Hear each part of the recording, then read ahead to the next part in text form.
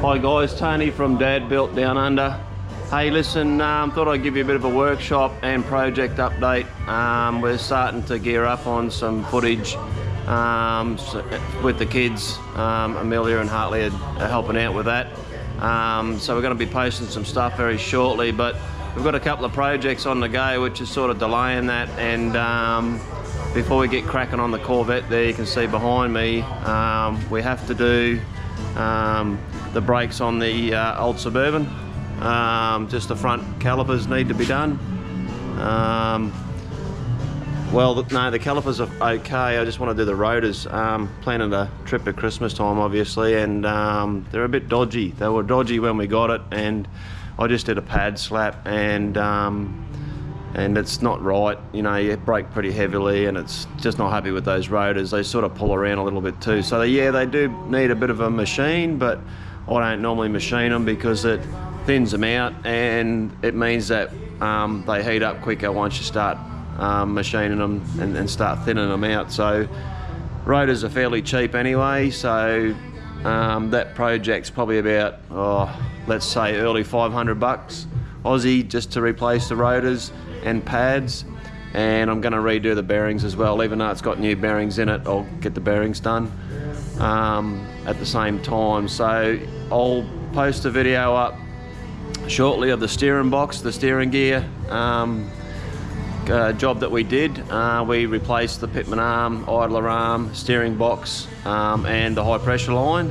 We had a steering gear leak, and the box was, I'm assuming, 38 years old, so we got rid of it, and well, it's actually in the parts shed, and got another one in from Rock Auto, who shipped to Australia in record time. They always do.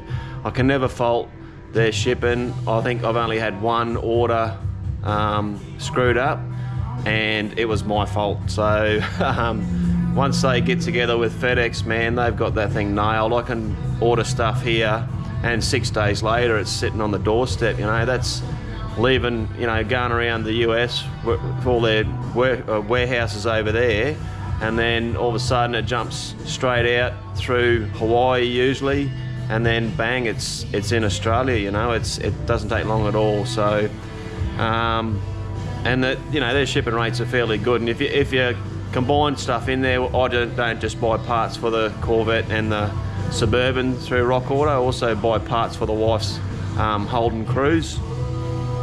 They're all Chev parts, and it's the same shit as the Chevy Cruise, so I always save a few bucks. I mean, like for instance, the cabin filter on that is about 40 bucks here, and I think I'm getting them for about 15 bucks. You know, like you just tag it in with the other stuff for the other cars, and it's just cheaper. So yeah, so getting sidetracked there. The steering gear seems to be all right. I'm going to check it today. It's been a couple of weeks since I put it in. I just want to make sure everything's still tight and it's okay. So I'll post that video shortly, and then we'll get to the front brakes. We'll throw that video up as well. I know that some of the subscribers are chewing at the bit for a little bit more of an update on the Corvette, and I'm going over the spreadsheets at the moment, working out, you know, methodically what I'm doing with the project next. And the next part of the project is obviously finishing off the exhaust. So you can see, so I've got to finish off the headers. That's been the same for the last 10 videos I think I've done, because we haven't progressed the project too much in that time.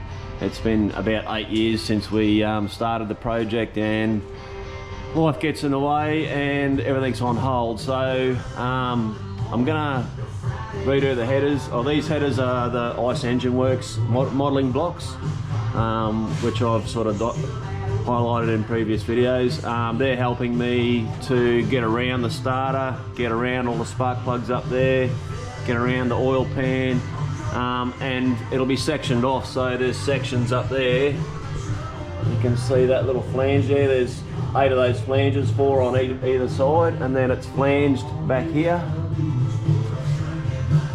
That's a U-Blue flange. One of the engineers here in Australia does them. So it's it's made so I can, there's another one there. It's made so that it's in sections so that you can pull it apart. You can get to the clutch, you can get to all the bits and pieces. There's no point, you know, building a custom set of pipes for this thing and then not being able to get to anything. And I could have quite easily put it into a exhaust shop and got one of the techies to, one of the exhaust guys to run through and, you know, work their magic on a set of pipes for this. But at the end of the day, those guys aren't going to change the clutch. They aren't going to change the starter motor. They're not going to pull the plugs out, and quite frankly, they're probably not going to give too much of a shit on whether you can get to stuff. So they're just going to make it work. So my thought here is I'm building it the way I want to build it because I want to be able to get to stuff, you know, like oil filter, spark plugs, starter motor, clutch, you know. So there's a little bit more thought to just bending a few pipes and throwing it where, you know, where it sort of suits. It's more about making sure that you can get to your plugs, for instance, with a socket. So, and this design that I'm putting together, I needed to 3D model it, and these ICE Engine Works building blocks are fantastic for, you know, 3D visualizing what you want to do, and then you just grab the right mandrel for it and start cutting away. So it also cuts down on waste too. So obviously, me being a novice, I'd end up with a shitload of offcuts that I couldn't use. So listen, before we get to that exhaust and all that, I've got to get this hydraulic ram fixed on this bend pack hoist. So it's leaking. It's not leaking there at the moment, but it leaks and it runs down the side of the Suburban and makes a bloody mess. So I've got on the bend pack and they said they can supply another hydraulic ram for it, but that price is $1,650. So I told them to get stuffed, and I'm going to take it into one of the hydraulic joints over at Yatala on the Gold Coast, and I'll get them to replace the seal. I had a guy from Pertec come out and he fixed this. It was this return air line, I think it is, or some sort of return line. It's not supposed to have fluid in it, but it had fluid in it. It's only a hard plastic. And he said that because the fluid was coming out of there, the seal was gone in the ram. So, and you can see that the ropes here are sagging, so it's it doesn't hold its position. So he said it's just lack of use, and I laughed at that and I said, yeah, that'd be about right, because Corvette's been sitting up there for quite a few years, and I don't doubt that the seal's gone and that. So I've got to pull that ram out, get it over, get it done, and then I can get it back in there, and then we can get the car up and down and we can start cracking on with it, you know. So first job will be to finish up that exhaust. The radiator lines are ready to go. Rookie mistake, I have to pull the heads off.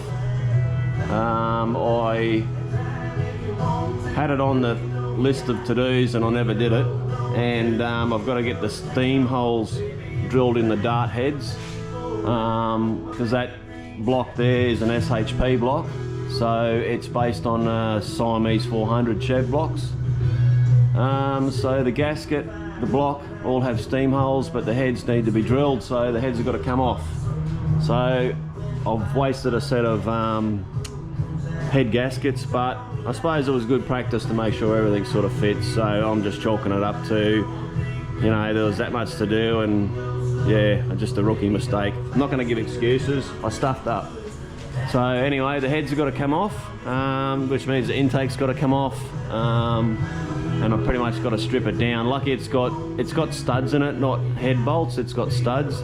So the way I've got to pull the heads off is pull it all apart, pull all the Jessel shaft rockers off, and then I have to pull all the valve train gear out.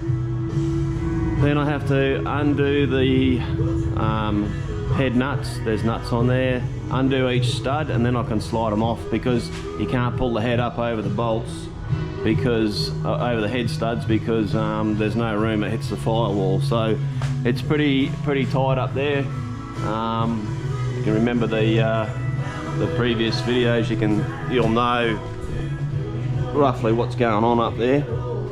So we've got a couple of things to do before we get cranking on the old vet, and you know, we want to do the brakes before we go away at Christmas time. So so we get all that done, and I'll post up some footage and of all the project stuff lately, shortly. Sorry.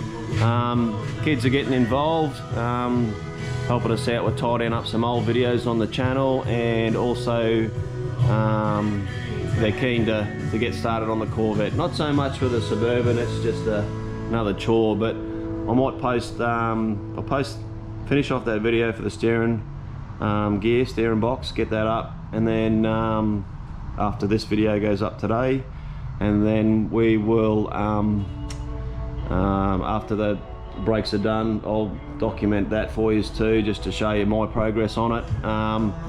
You can take it as a guide. I'm not a qualified mechanic, but I'm passionate as hell about what I do and my hobby. So I may not have it right all the time, may not be the way that the professionals do it, but it's the way that I'm doing it, and I know what I want.